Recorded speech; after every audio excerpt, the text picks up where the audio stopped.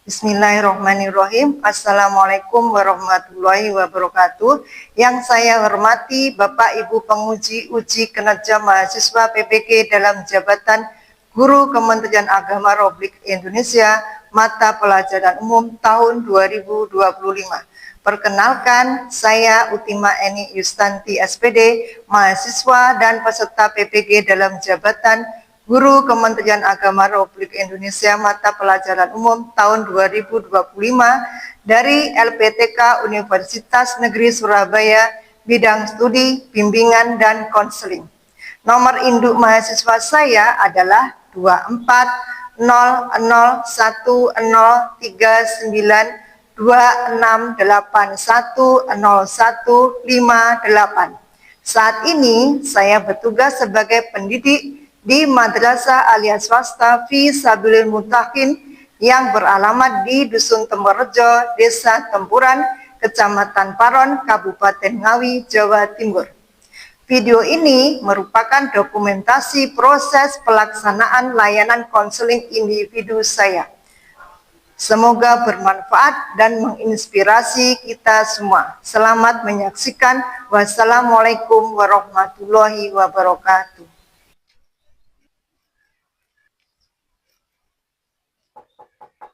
Assalamualaikum. Waalaikumsalam. Silakan masuk.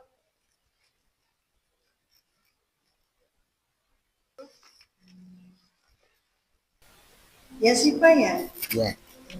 Terima kasih ya Sipa sudah memenuhi panggilan Bu Tanti datang ke ruang PK. Ya Sipa sudah berkenan datang ke ruang PK ke ruang Bu Tanti. Bagaimana kabarnya hari ini ya Sipa? Alhamdulillah baik. Alhamdulillah. Sudah sarapan belum ya Sipa? Belum. Belum. Kenapa? Belum matang. Oh, belum matang masanya. Ya Sipa, hari ini Bu Tanti meminta datang ya ke sini karena ada beberapa hal yang ingin Bu Tanti tanyakan ke Yasifa.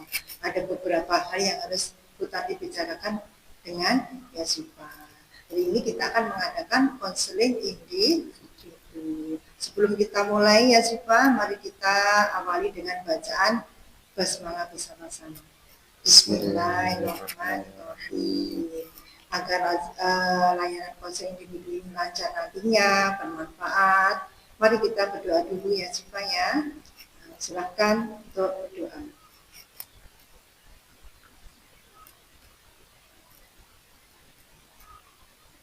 Berdoa selesai. Sehat ya Sipa hari ini? Alhamdulillah sehat. Hari ini seperti yang Ibu Tanti katakan tadi akan mengadakan konseling individu. Ya Sipa sudah tahu apa itu konseling individu? Belum. Konseling individu itu adalah proses bantuan yang diberikan antara konselor dengan konseli. Konselor di sini adalah Bu Tanti sendiri sebagai guru BK di madrasah ini. Dan ya Sipa itu adalah sebagai konseling. Jadi proses bantuan yang diberikan oleh konselor kepada konseling. Tujuannya untuk apa ya Sipa? Tujuannya konseling individu ini untuk memberikan solusi atau memberikan pemecahan masalah-masalah yang terjadi pada diri konseling. Jadi seorang konseling yang mempunyai masalah boleh datang ke ruang BK untuk meminta solusi pemecahan masalah dari seorang konselor. Ya, pengertian dan tujuan dari konseling individu. Dalam konseling individu ada beberapa asas yang kita jalankan, harus kita jalankan. Apa saja itu ya Sipa? Ada asas kesukarelaan, ada asas keterbukaan, dan ada asas kerahasiaan. Apa itu asas kesukarelaan? Asas kesukarelaan itu adalah ya Sipa datang sendiri ke sini. Tadi ada paksaan tidak? Tidak. Mungkin dipaksa teman untuk datang ke sini menemui Tanti. Tidak. Paksaan dari guru apa lain? Tidak. Atau mungkin dari orang tua ya Sipa untuk menemui saya? Tidak. Jadi ya Sipa dengan ikhlas sukarela datang ke ruang kita sendiri ya. Karena memang di Tanti tidak ada Yang kedua, ada azas keterbukaan. Keterbukaan itu adalah ya sifat di sini di ruang BK dan tadi nanti bisa menceritakan semua masalah yang terjadi pada dirinya sifat dengan secara terbuka, tidak ada yang ditutup-tutupi, tidak ada dusta dan sesuai dengan kenyataan. Itu adalah asas keterbukaan. Jadi jangan takut untuk mengungkapkan masa. Yang ketiga, asas ketiga adalah kerahasiaan. Artinya apa ya sifat kerahasiaan itu? Asas kerahasiaan itu semua yang diceritakan ya sifat kepada Bu Tanti, insya Allah tidak sampai ke luar. Teman-teman ya sifat tidak akan tahu masalah apa yang terjadi dengan ya sifat. Teman-teman ya sifat tidak akan tahu ya sifat cerita apa toh dengan Bu Tanti. Itu tidak akan tahu. Bu Tanti sendiri tidak akan bercerita kepada orang lain atau kepada guru-guru yang lain atau bahkan kepada orang tua Yasifa. Misalnya Yasifa minta, Bu, nanti permasalahan saya jangan sampai orang tua ya Bu, boleh. Jadi tidak ada orang lain tahu kecuali Yasifa dengan Bu Tanti sendiri. Itu adalah asas-asas yang berlaku dalam konseling individu. Sudah paham ya Siva sampai sini? Ada yang ditanyakan? Sudah.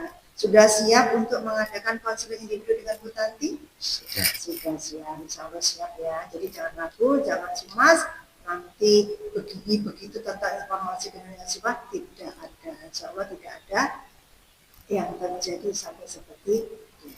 Nah, sebelum kita mulai ya Siva, nanti kita akan mengadakan konseling individu dengan teknik WDEP. Apa itu WDEP? WD itu ada mengungkapkan wants, keinginan Yasifa, harapan Yasifa, tujuan Yasifa, terus doing itu adalah apa yang sudah Yasifa lakukan untuk mencapai keinginan-keinginan tadi, terus evaluasi yang sudah Yasifa lakukan itu sudah berhasil atau mungkin terjadi hambatan atau mungkin tidak sampai berhasil.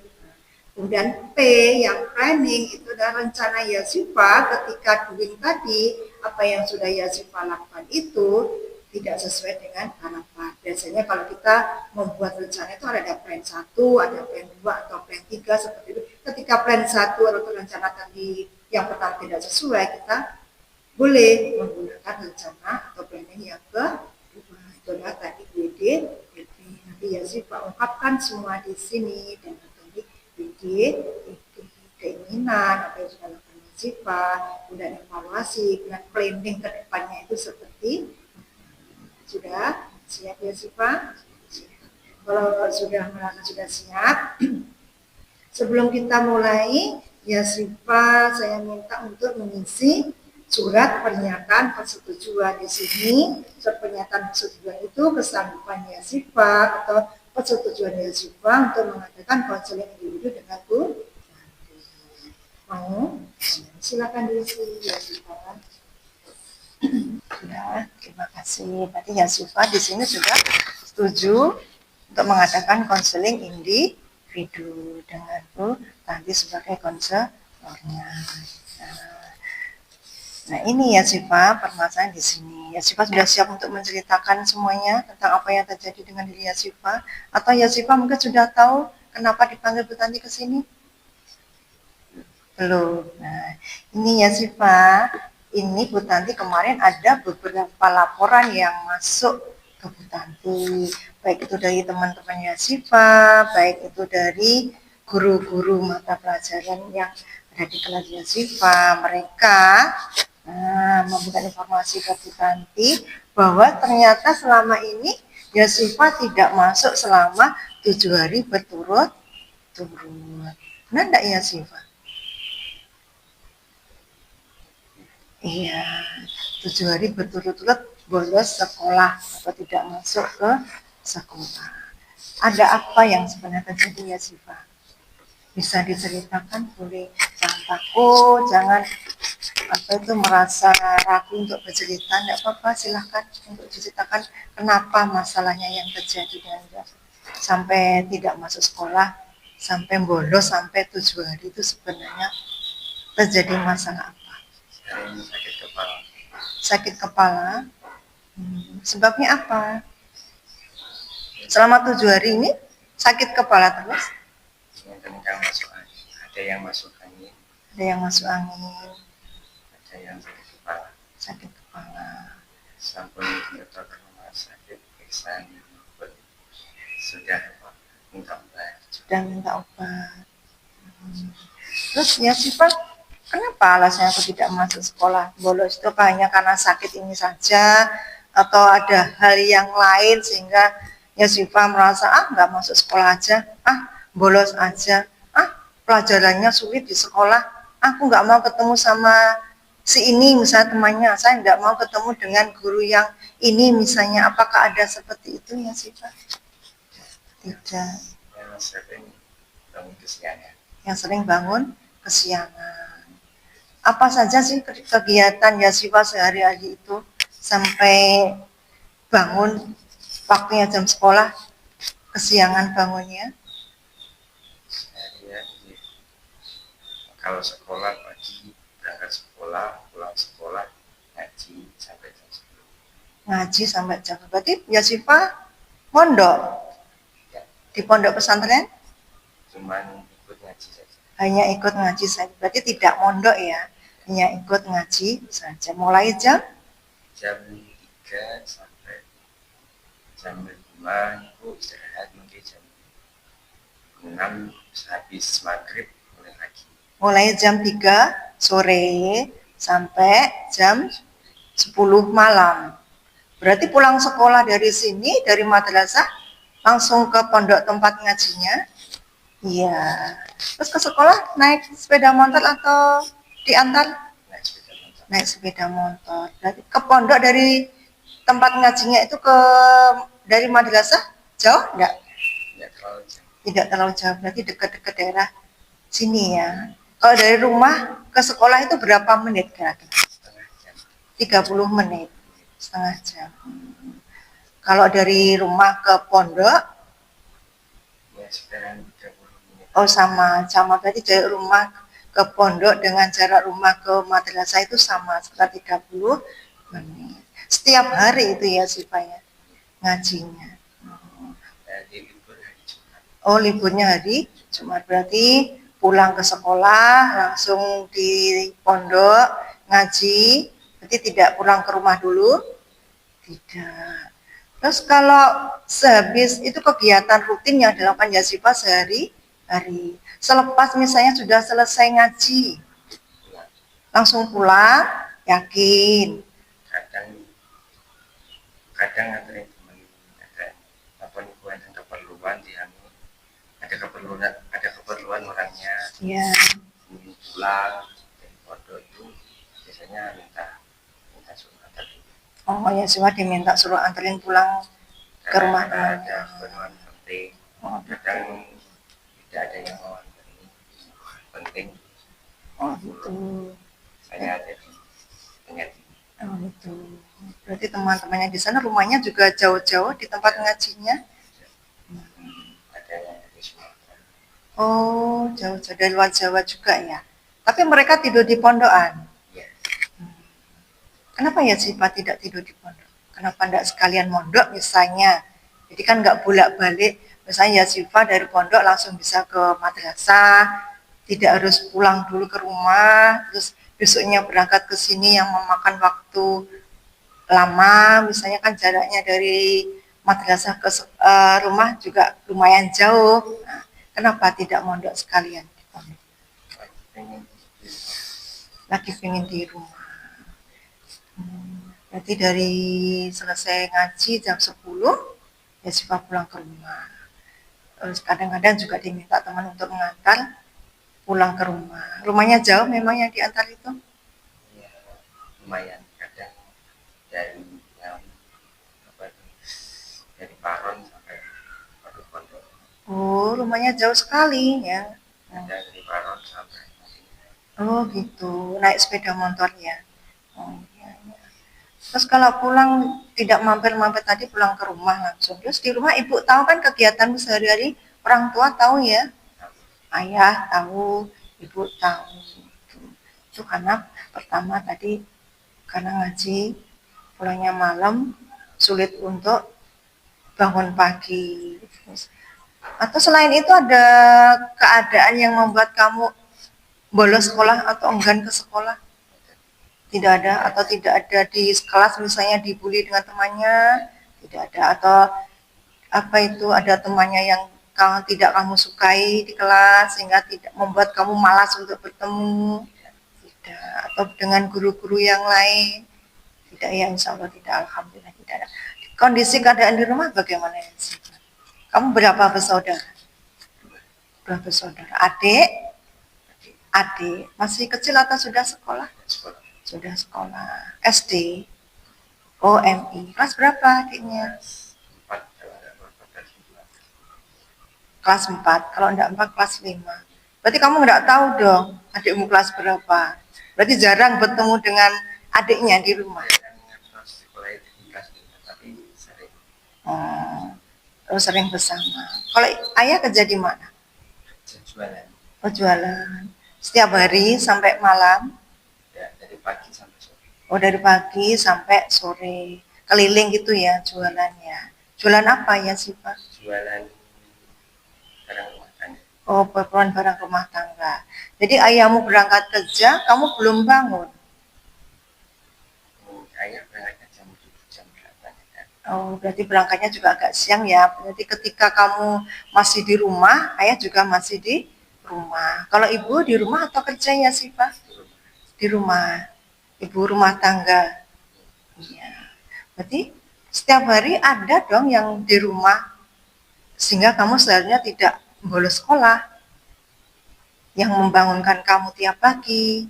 Masih ada ayah, masih ada ibu. Ya kan? Ya. Susah kan? Oh, yang sering itu ya sifat susah bangunnya. Berarti setiap hari itu ibu membangunkan kamu? Iya. Ya, bapak. Bapak juga. Berarti kalau susah bangun tidak sholat subuh dong? Oh, berarti bolong sholatnya. Iya. Sholat subuh, terlambat bangun tidak sholat. Nah, ya Siva, ini kamu bolos 7 hari karena bangunnya susah, sudah dibangunkan juga tidak mau bangun, atau mungkin ngaji terlalu malam pulangnya. Jadi jam 10 kan tidak harus pulang tadi, masih ada yang ke sana, ngantar ke sini gitu. Berarti ada kecapean gitu ya?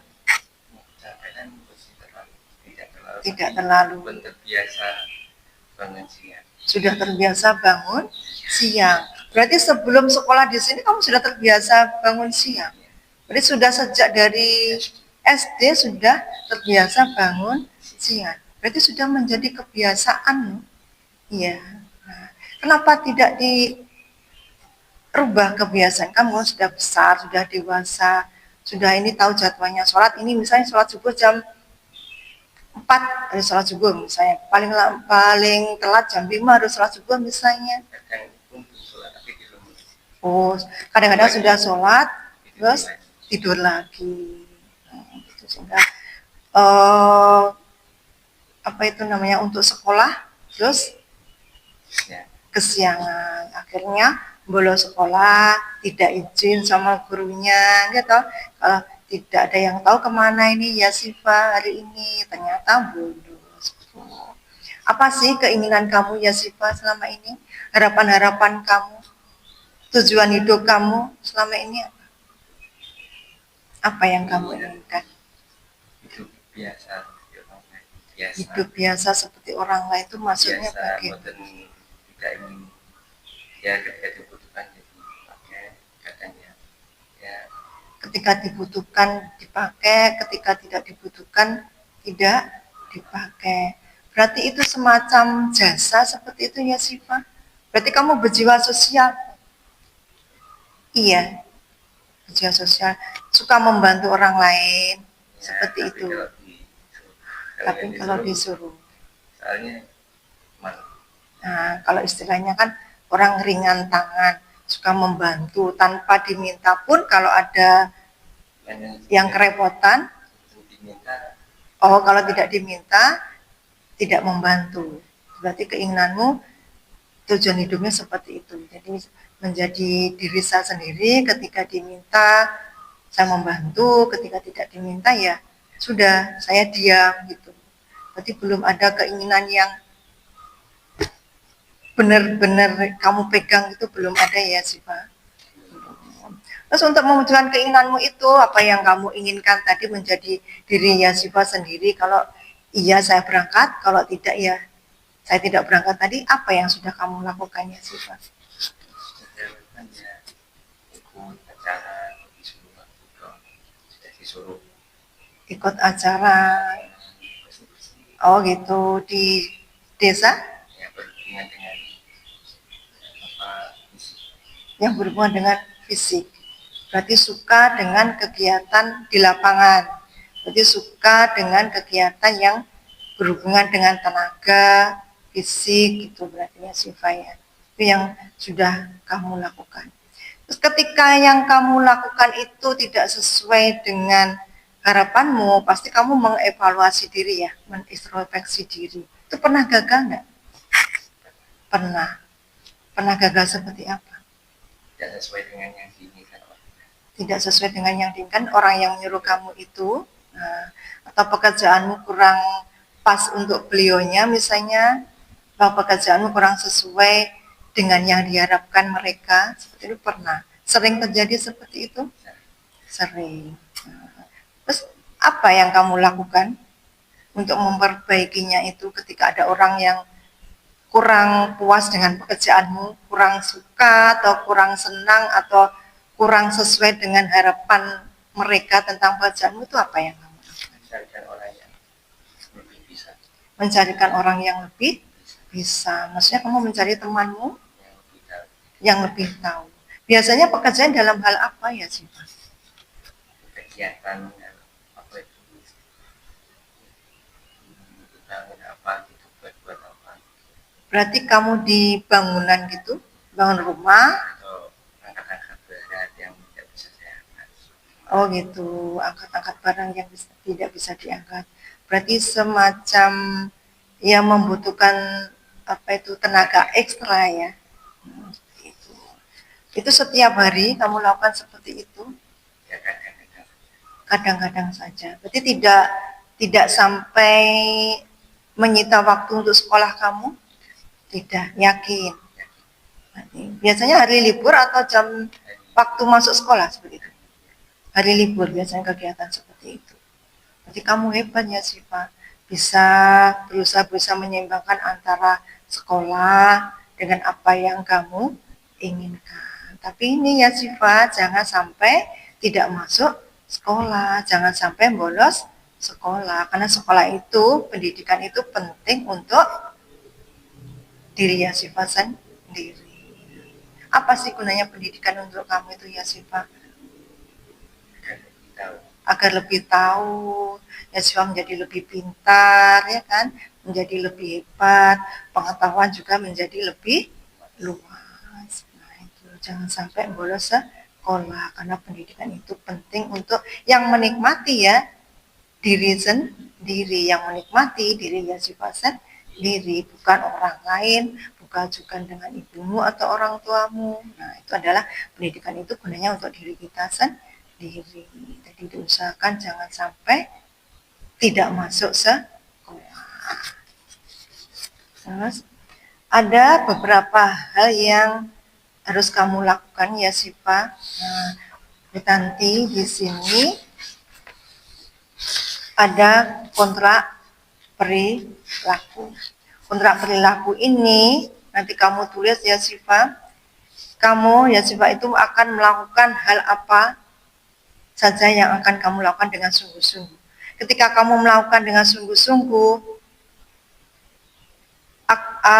ya Siva akan mendapatkan hasil seperti apa. Ketika kamu melakukan itu, kamu akan berbuat apa. Jika berhasil, kamu akan melakukan apa. Bisa ya? Bisa ini. Silakan ditulis di sini sebagai kontrak perilaku ya Siva. Karena ini kontrak perilaku ini sebagai pengingat dirinya Siva sendiri. Ketika saya melakukan hal ini, saya akan menjadi lebih baik misalnya. Jadi itu sifatnya bisa mengikat juga dengan dirinya sifat. Jadi kita punya tanggung jawab terhadap diri sendiri.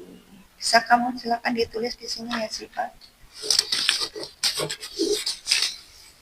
Nah, perilaku ini nantinya bisa kamu bawa, bisa kamu pulang, ditempelkan di depan pintu kamarmu bisa, atau di tembok yang bisa kamu baca, bisa kamu lihat sewaktu-waktu kapanpun sehingga kamu merasa setiap kamu baca, oh saya punya tanggung jawab seperti ini. Oh saya harus melakukan ini. Karena tujuan saya seperti apa yang kamu tulis itu. Tujuan saya ingin menjadi lebih baik seperti itu. Nanti dibawa pulang, ditempelkan di pintu kamar, dipasang ketika kamu masuk ke kamar itu akan kelihatan jelas tulisanmu. Banyak sekali hal yang bisa kamu lakukan ya Siva untuk mengurangi atau meminimalisir agar kamu tidak bolos sekolah itu. Kan bisa pasang alarm jam lewat HP-mu, iya kan? Ya, sudah, tapi tetap tidak bangun. Atau mungkin suaranya kurang keras, sudah. Biasanya kamu alarm jam berapa? Jam 4:30, tapi tetap tidak bangun juga. Atau mungkin lewat ini, kamu minta tolong ibuku, nanti jam 4 saya bangunkan, tolong. Sudah. Ibunya bangunnya sesudah jam 4. Jadi ketika kamu belum bangun, ibumu juga belum bangun.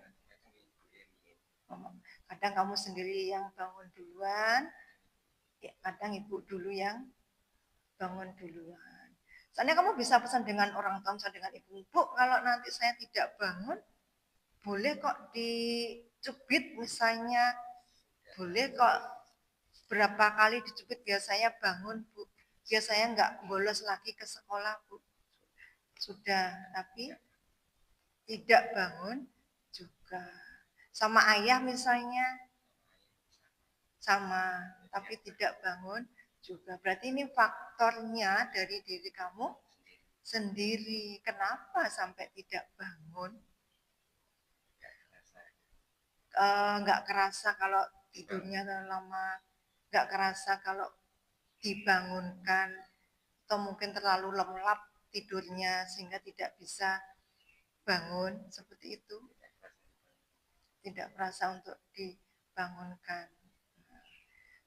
Itu kan semacam sifat ya, kebiasaan yang sudah sering kamu lakukan tadi dari kecil sampai sekarang, dengan mungkin orang tua yang kurang keras untuk membangunkan kamu, sudah keras sebenarnya ya, atau mungkin dari dirimu kamu sendiri yang kurang disiplin, kurang menghargai waktu. Nah, mungkin kalau bisa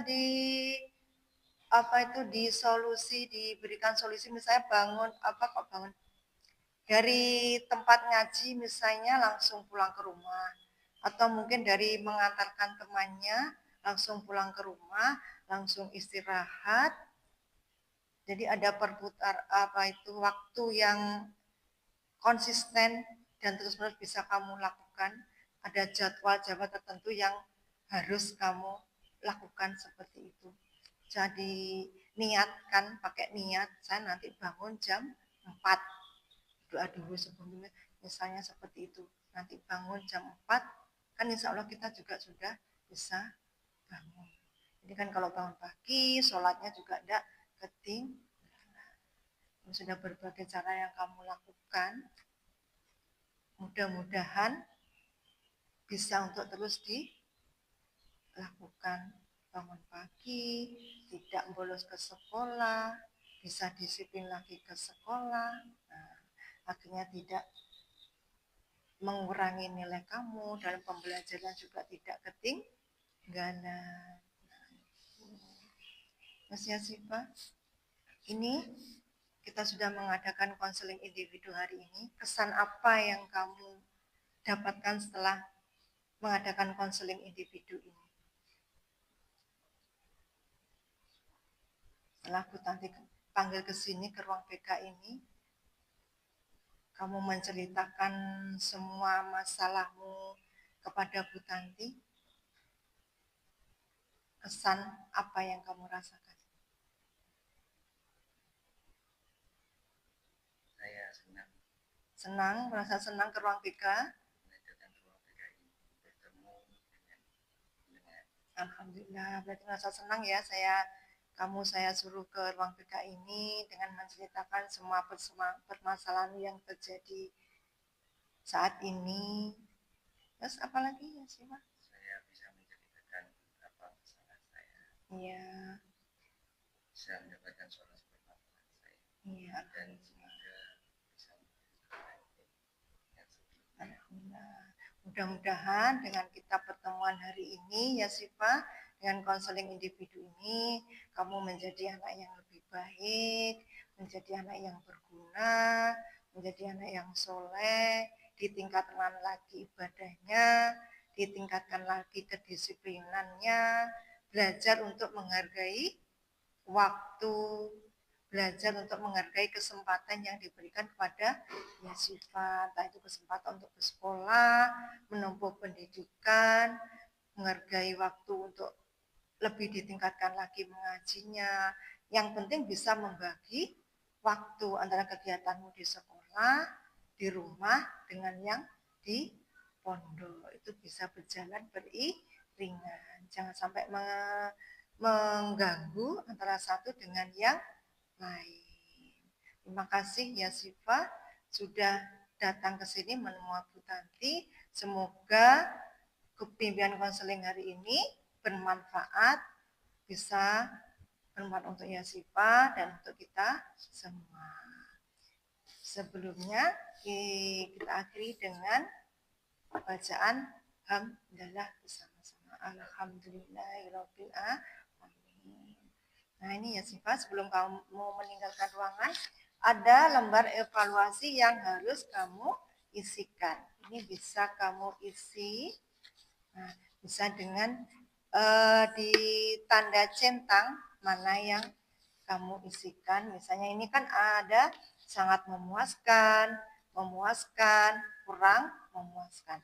Sesuai dengan pendapat Yasifa. Ya, sudah. Terima kasih. Ini jangan lupa dibawa ini sebagai peringatan. Nanti Bu Tanti tetap mengawasi kamu dalam beberapa minggu ini. Jika masih ada kegiatan membolos lagi, nanti Bu Tanti akan memanggil kamu yang pertemuan kedua. Siap nggih? Siap. Insya Allah tidak bolos lagi. Berjanji pada dirinya sendiri ya. Nah, terima kasih sudah datang ke sini. Wassalamualaikum warahmatullahi wabarakatuh. Terima kasih ya Sifat. Silakan kembali ke kelas. Hati-hati ya.